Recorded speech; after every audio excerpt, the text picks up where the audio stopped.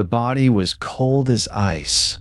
The heart had long ceased to beat. Yet there were no other signs of death. Nobody even spoke of burying the woman.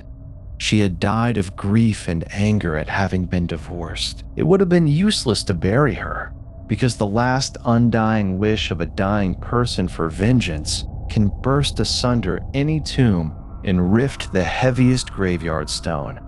People who lived near the house in which she was lying fled from their homes. They knew that she was only waiting for the return of the man who had divorced her. At the time of her death, he was on a journey. When he came back and was told what had happened, terror seized him. "If I can find no help before dark," he thought to himself, "she will tear me to pieces." It was yet only the hour of the dragon, but he knew that he had no time to lose. He went at once to an inyoshi underbegged for succor. The inyoshi knew the story of the dead woman, and he had seen the body. He said to the supplicant, "A very great danger threatens you. I will try to save you, but you must promise to do whatever I shall tell you to do. There is only one way by which you can be saved. It is a fearful way, but unless you find the courage to attempt it, she will tear you limb from limb. If you can be brave, come to me again in the evening before sunset." The man shuddered, but he promised to do whatever should be required of him. At sunset, the inyoshi went with him to the house where the body was lying. The inyoshi pushed open the sliding doors and told his client to enter. It was rapidly growing dark. "I dare not," gasped the man, quaking from head to foot.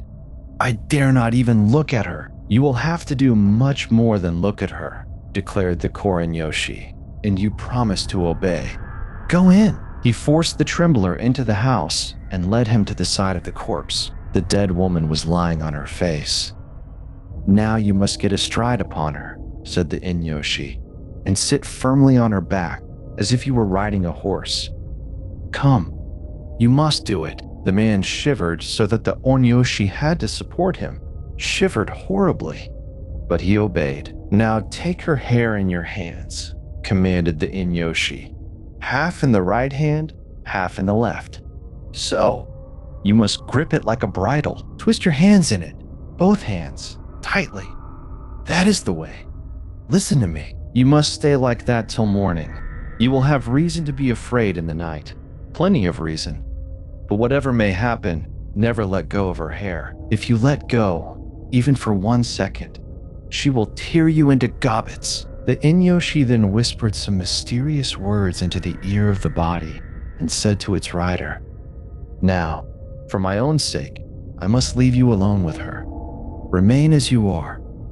Above all things, remember that you must not let go of her hair." And he went away, closing the doors behind him. Hour after hour, the man sat upon the corpse in black fear, and the hush of the night deepened and deepened about him till he screamed to break it. Instantly, the body sprang beneath him, as to cast him off, and the dead woman cried out loudly, "Oh, how heavy it is!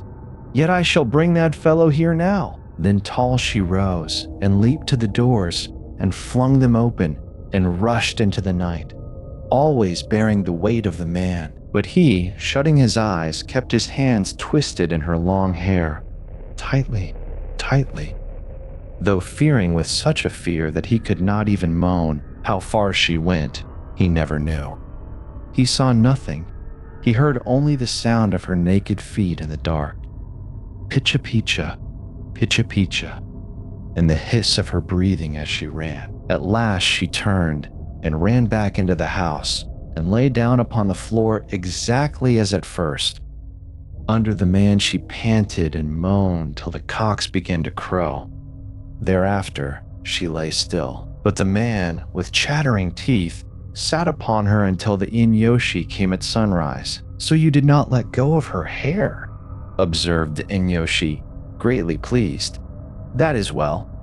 Now you can stand up." He whispered again into the ear of the corpse, and then said to the man, "You must have passed a fearful night, but nothing else could have saved you.